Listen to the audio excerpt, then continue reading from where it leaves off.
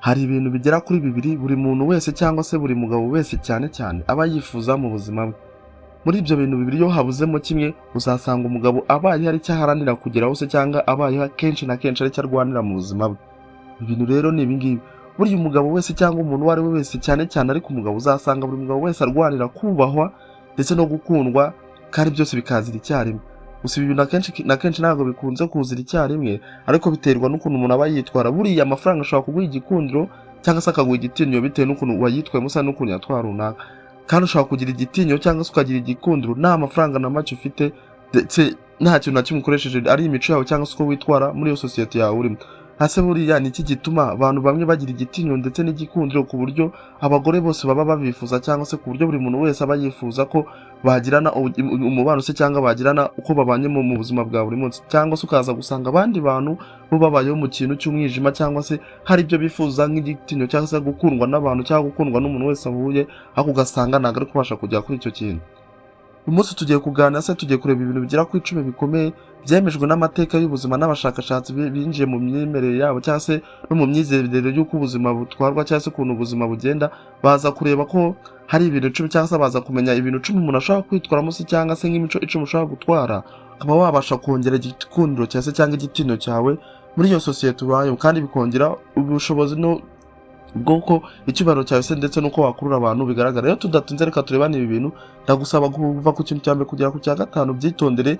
Ibi bintu ni bya bintu uzakora ntibigusabe kugira application y'ikintu na kimwe runaka kuko usibye kwitwara muri imico isanzwe ndetse ukaba wagira igitinyiro cyangwa se igikundiro giteye ubwoba ku buryo nawe uvuga ngo kabisa iki gitinyiro n'igikundiro mfite ntabwo nakabaye mbikwiriye. Buriya abantu benshi bizera ko igitinyiro cyinshi na cyinshi kiva ku mafaranga se cyangwa kiva ku butunzi, ariko akenshi na kenshi igitinyiro kiva ku byo utunze. Akenshi na kenshi uzitegereze neza uzasanga hari umuntu uba ufite amafaranga, ufite imitungo cyangwa se ufite ibintu, ariko ugasanga abo bakozi akoresha cyangwa se iyo sosiyete abayemo ntawe umwubaha, ntawe ugaragara ko amutinya se ntago ugaragara nyine ko yubashywe. Ariko uzanasanga hari undi muntu ubayeho ku buzima bwe buciriritse, ubuzima bwe buringana, ariko ugasanga arakunzwe muri sosiyete, afite igikundiro, afite igitinyiro kabisa, ari uko yabashije gusobanukirwa ibi bintu byose tugiye kureba. Buri ikintu cya mbere ugomba kwitondera mu gihe ushaka kongera igitinyiro cyawe cyangwa se kongera igikundiro cyawe ndetse no kuba wabimaximiza byose ukaba wagira igitinyiro n'igikundiro, buriya uzite ku isuku n'imyitwarire ku buzima bwawe. Impamvu mbereye kutira iki kintu, abantu benshi baba bumva ko kugira isuku n'imyitwarire ni ibintu bisanzwe, ariko buriya isuku nuko witwara, imyambarire cyangwa se ibindi bintu byose muri rusange uko ugenda ubikora bigaragaza uwo uriwe cyangwa se bikarasifiya class abantu babasha kuba bagushobora kuba wagira isuku kabisa bigaragara ko ufite isuku, ariko ukuntu witwara ndetse n'imyambarire yawe nubwo isukuye ugasanga umuntu afite ari kugukarasifiya ndetse atari wowe wifuza. Buriya isuku niyo karita ya mbere igaragaza uwo uriwe ndetse n'ukuntu abantu bagomba kugufata. Buriya umugabo ashobora kuba afite amafaranga menshi pe cyangwa se afite imbaraga nyinshi, imitungo myinshi, ibintu byose umuntu wese aba yifuza mu buzima bwe kugira ngo yumve ko afite igitinyiro, ariko ugasanga nta gitinyiro afite ndetse nta n'igikundiro cyangwa se nta no kwifuzwa n'abantu agira. Buriya iyo ugaragara neza, ufite imyenda isukuye, ufite umubiri witaho ndetse ufite abantu nyine just bamenye uko ubayeho cyangwa se wita ku buzima bwawe ku buryo buhagije, ku buryo bw'isuku nyine, uzasanga abantu bahita bakubaha mbere yuko bakubona ndetse mbere yuko ugira ijambo na rimwe uvuga. Just ku nshuro ya mbere bakubona the first sight bazahita baguclassify ndetse bakubaye. Buriya isuku ni ikimenyetso cy'uko wiyubaha cyangwa se wita ku mubiri wawe, kandi buri umuntu ubasha kwiyitaho akiyubaha kumva ko akwiye kwitaho mu buzima bwe bwa buri munsi ni ikintu kiba kigaragaza ko ashobora no kwita ku bandi bantu cyangwa se ashobora kwita no kundi muntu just bagiranye relationship. Buriya abagore bakunda umugabo ugaragara nk'uwifite, nk'umugabo wiyitayeho se cyangwa umuntu wiyitaho ku buzima bwe bwa buri munsi, kuko biba bigaragaza ko nawe igihe muzaba muri kumwe cyangwa se muzamubanyeho muri ubwo buzima ushaka ko mubanamo nawe uzabasha kumwitaho. Rero ikindi kintu cya kabiri, buriya uziyemeze cyangwa se uzahore buri gihe ufite confidence cyangwa se kwiyizera. Buriya kwizera ni ingarukuruzi ikurura abantu pe. Iyo umuntu afite icyizere gusa icyizere kidakabije cyangwa se kwa kundi nyine uba ufite icyo bita over confidence, ibingibi biba bisa nkaho ufite rukuruzi zakukururira abantu. Buriya iyo uvuga udahuzagurika ugafata ibyemezo udatinya, abantu bahita bakubaha bakikuna se cyangwa bakikumva, ndetse igihe cyose ugiye kuvuga bagerageza kugutega amatwi. Kwigira icyizere si ukugira amane se cyangwa se ngo wumve ni ukuvugana igikango cyangwa se wumva ko wahabura abantu, ahubwo ni ukugaragaza icyizere mu buryo uvugamo ndetse no mu buryo ukuramo ibintu byawe bya buri munsi. Hari umuntu uvuga ibintu ahuza rukika cyangwa se atazi gupanga ibintu ku murongo cyangwa se atazi kuba yakontrola cyangwa se abase kuba yakumvika abantu, ariko bitewe n'icyizere uba wifitiye muri wowe ubasha kuba wavuga ibintu abantu bakabyumva. Buriya abagore bakunda umugabo uzi kwihagararaho mu gihe cyose cyangwa muri situation yose arimo runaka, akaba yabasha gufata umwanzuro cyangwa se akaba yabasha kwivana muri icyo kintu arimo se cyangwa muri ibyo bintu ashaka kuvuga, ukabona ko ari umuntu wihagazeho ndetse utabasha guhuzagurikwa n'ibintu arimo cyangwa se ngo abe yabasha kuba yagira ubwoba mu gihe ari muri situation nyine iteye ubwoba cyangwa mu gihe ari mu bintu bidashimishije, kuko bigaragaza ko ushobora no kuba wamurinda cyangwa se no kuba wamuyobora cyangwa se kuba wamugeza ku bindi bintu biza. Buriya ikindi kintu cya gatatu tutaza gusanga ubwenge n'ubushishozi, nacyo ni ikindi kintu ukwiye kwitaho kizagukururira igitinyo ndetse n'igikundiro mu buzima bwawe bwa buri munsi. Buriya ubwenge ni intwari ikomeye cyane, umugabo uzi gutekereza neza, uzi gusobanura ibintu mu buryo bwumvikana, uzi gufata ibyemezo ndetse n'umwanzuro, ndetse uzi no gufata inshingano. Biba bigaragaza ko ufite ishingiro ry'uko ufite ikintu wakubaka cyangwa se ufite ikintu nawe ubwawe wakigezaho.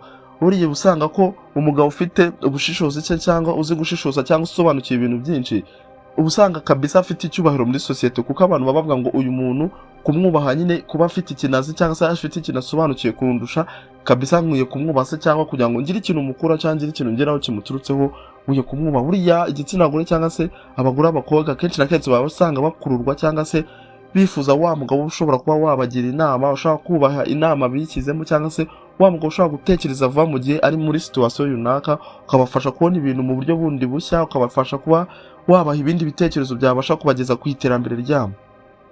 Ikindi kintu cya kane uzasanga ikintu cyongera igitinyo cye cyangwa igikundiro, uzasanga ari wa muntu ufite intego ndetse n'icyerekezo cyangwa se intego zishikamye cyangwa icyerekezo cy'ahazaza cyiza. Buriya umugabo uzi ahajya, usobanukiwe ahajya, usobanukiwe ibyo akora n'icyo ashaka kuzageraho mu buzima bwe bw'ahazaza, ahita aba nka leader cyangwa se ahita aba nk'umuyobozi mu maso y'abandi.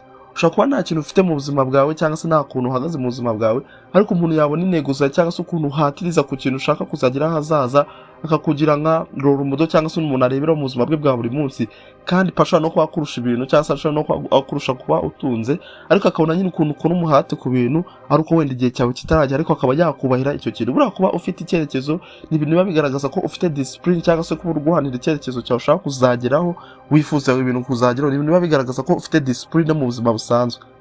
Kugira discipline ni kwa kundi uba warashyizeho intego ntarengwa cyangwa se umuco wawe ntarengwa, ku buryo ibyo bintu uzahora ubyubaha cyangwa se uzahora ubigenderaho mu buzima bwawe bwose. Rero iyo ubasha kubaha intego zawe ukazikurikiza umunsi ku wundi, ugashyiraho amasaha y'akazi, ugashyiraho ibintu bisobanutse, ibi ni ibintu bizagaragaza ko unafite discipline mu bintu bisanzwe.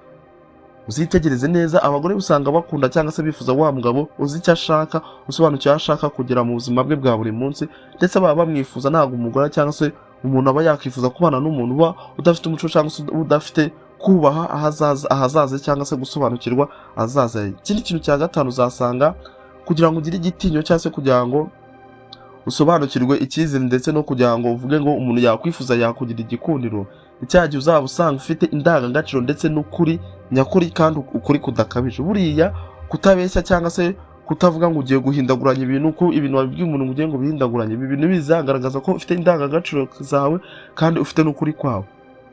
Gusa ikindi kintu utazakora cyangwa se utazakora nk'ikosa ni igihe uzagira ukuri gukabije cyangwa se kwa kuri nyine usanga ko ari ahantu haba atari ngombwa kugaragaza ukuri ko ukugaragaje. Ntabwo umuntu aba abantu muri iyi minsi tugezemo abantu bakunze ukuri kwinshi cyane. Hari ukuri kuba gukeneye bitewe na situation hariya, n'ikundi ukuri kuba gukenewe bitewe nyine n'ikintu ushaka kugeraho, ariko hari n'ukuri kuba kudakenewe pe. Mu gihe ubona kuko kuri nta kintu kwakumara se cyangwa mu gihe ubona kuko kuri ari ikintu kwakwangiza, umenya nyine kuvuga ngo ukuri kwanjye ndabasha kukumanaginga gute ndetse ndabihuza n'indangagaciro zanjye gute. Buriya kutabeshya, kutihinduranya ndetse no kugira amahame ugenderaho bituma abantu bakubaha kandi bakugira igikundiro, kuba babona ko uri umuntu just nyine ufite ukuri muri we. Buriya abagore cyangwa se abakobwa bakunda umugabo uba uhamye ku ndangagaciro ze, ukunda ibintu nyine biri mu murongo cyangwa se ukurikiza kwa kundi aba yarashyizeho intego, akaziha discipline nk'uko twabibonye intego ze, akazubaha kandi akaba azi gufata umwanzuro wizewe kandi umwanzuro utahungabanya mu bikorwa bye bya buri munsi. Nyine ibi bimufasha ko niyo yaba avuze ikintu just ikintu nyine kitari kwizerwa aho ngaho, ariko kuko yabagaragarije ko afite indangagaciro agenderaho ndetse azi kunyuza mu kuri, uzasanga ari we uri kumvwa kurusha abandi bantu bose bari aho, mu gihe hari ikibazo runaka se cyangwa mu gihe hari ikintu gikeneye gukemurwa muri ako kanya.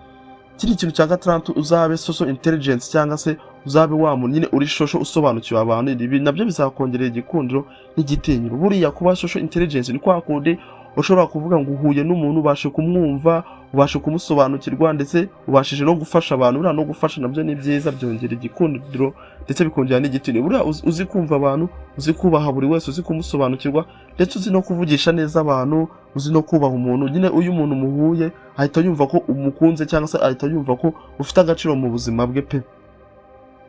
Kandi buriya kubaha abantu ndetse no kubagaragariza ko wabakunze ni cya kintu kizatuma ko nawe mu gihe ariko kumva cyangwa se mu gihe nawe uri kuvuga azakugaragariza icyubahiro mu maso yawe, cyangwa se azakugaragariza nyine ko yaguteze amatwi.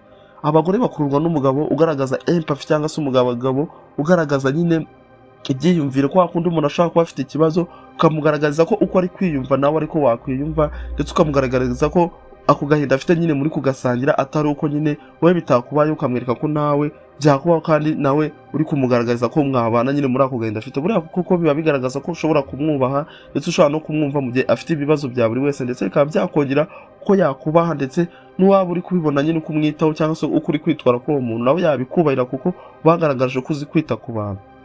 Ikindi kintu gikurikiye ari cyo kintu cya karindwi, buriya za mbaraga z'umubiri cyangwa se imbaraga z'umutima nazo zizaba zava mu bintu byakongera igikundiro cyangwa byakongera igitinyiro cyawe. Buriya kuba ushobora guhangana n'ibibazo byose, ibibazo bitandukanye, ugakomera, biba bigaragaza ko ushobora kurinda ndetse no kuyobora ikintu cyose runaka, sosiyete runaka, cyangwa se ushobora guhagarara ndetse ukaba wakomera ku muntu wakunze cyangwa se ku muntu wifuza mu buzima bwawe.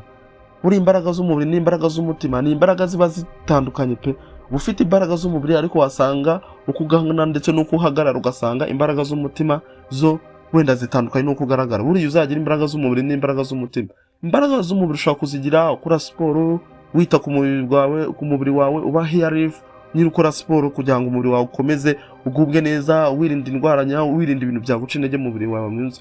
Imbaraga z'umutima, ugomba kumva ko uri umugabo ushikamye, ikintu cyose cyaza kitabasha kuguhungabanya, nyine ukumva ko uri wa mugabo ushobora kwirwanirira ndetse ushobora gukomera mu kibazo icyo ari cyo cyose, nta kubaho nyine nk'abagore se cyangwa nta kubaho nk'umuntu ucika intege vuba pe. Ikindi kintu cya munani, uzasanga gusetsa mu buryo bwiza ndetse gutera brag mu buryo busobanutse, ari nabyo biri mu bintu bizagufasha kongera igitinyiro ndetse n'igikundiro cyawe. Ntago abantu nyine baba bifuza wa muntu uhora uri calm, wa muntu uhora wakunjisha, cyangwa se wa muntu uvuga utavuga muri sosiyete cyangwa se utakisanzura. Ibyo pe abantu bazagutinya, ko ntago bazaba bagutinye banakubaye. Ushaka kuzongera nyine abantu bagutinye, nta muntu wifuza kukuvugisha, nyine ube uraho umeze nk'inyamaswa iri mu bantu. Ariko iyo ufite ukuntu ubasere cyangwa se ufite nyine n'ukuntu unyuzamo ugasetsa mu bantu just mu buryo bwiza, wereka ko uri ku rwego rwabo, nyine ugatera urwenya, ibi bintu biba bigaragaza ko ufite ubupfura, kandi biba bigaragaza ko just nawe abantu muri kumwe wabubashye, cyangwa se nawe waba uri wa muntu wabagabanyiriza stress. Kandi turabizi umuntu wese ushobora kuba yagabanya stress y'umuntu bimukururira igikundiro, cyangwa se abantu bakagukunda ndetse bakaba bakubaha mu gihe uri kuvuga, bakumva ko muri gihe bari kumwe nawe just ari igihe bazabasha nyine kuruhuka nk'ibibazo bafite, wabasetsa se cyangwa nyine wabatira izo story gake gake. Burya abagore bakunda umugabo ushobora kuba wabasetsa, waborohereza mu bitekerezo byabo mu gihe bafite stress, cyangwa se mu gihe bumva batari gutekereza neza, akaba yabasha kuba yabaganiriza ndetse umutima wabo ukaba wabasha koroha mu gihe bari kuganira nabo. Ikindi kintu cya 9 ushobora kwita mu gihe ushaka kugira icyubahiro ndetse n'igitinyiro, buriya uzite kuri leadership cyangwa se ku buyobozi, nyine kumva ko umuntu wese nyine ahantu hose hari igikorwa runaka, wakumva ko wahita wakitinga nk'umuyobozi mu gihe habaye ikibazo, cyangwa se mu gihe hari ikintu kitari kumvikana, wowe kumva ko wabasha kumanaginga icyo kibazo ndetse kikaba cyakemurwa neza. Buriya kuba ushobora gufata iya mbere mu gihe ibihe bikomeye, cyangwa mu gihe abantu nyine batari kumvikana, hari amakimbirane, ibi bintu bizagukuririra igikundo ndetse n'igitinyiro mu gihe nyine hari abantu bashagaye, abantu bagushagariye, bari kubona ko uri kubasha kumanaginga iyo situation iri kuba ku kanya. Burya ubuyobozi cyangwa leadership ni ikintu kimwe mu bintu bikurura abantu cyane pe. Umuntu iyo yabonye ubasha kumanaginga ibibazo, wamanaginga ibibazo byawe, wabasha kumanaginga ibibazo muri sosiyete, uwo muntu azifuza kuba ari ku ruhande rwawe, kandi azifuza kukugira igikundiro, ndetse abazakwifuza ko nyine yakumva n'ibitekerezo byawe, akumve ndetse akubahe. Kuko biba bigaragaza ko ushobora kuyobora umuryango wawe se, cyangwa ushobora kuyobora inshuti zawe, ndetse ukashobora wabasha kumanaginga n'iyo relationship cyangwa n'urwo rukundo, nimba ari umukobwa yabasha kuba yakugira. Ikindi kintu cya nyuma, ushobora kuba wakita ku bandi, cyangwa se kuba wagira generosity, cyangwa se ushobora wagira caring ku bantu bagenzi bawe. Buriya kwita ku bantu cyangwa se kugaragaza ko umuntu wamuhaye care mu buntu nyine mu keya zisanzwe, atari kuvuga ngo wagaragaje keya z'urukundo nyine za keya ku bantu, umuntu wishimiye, ku muntu nyine wagira urukundo, kwerekana ko umuntu nimba ari muri situation mbi cyangwa se umuntu atari kwiyumva neza umugaragarije ko umwitayeho, uragiye uramwumvishe, ugaragaje nyine ko muri ibyo bihe arimo nawe nyine uri kumwumva, ibintu nyine bizagaragaza ko ufite igikundiro cyangwa se ufite gukururwa nawe kw'abantu, ndetse nabyo bibe byabasha kuba byakongera kuba umuntu yakubaha ndetse kuba byagukurura n'igikundiro muri abo bantu muri kumwe ako kanya.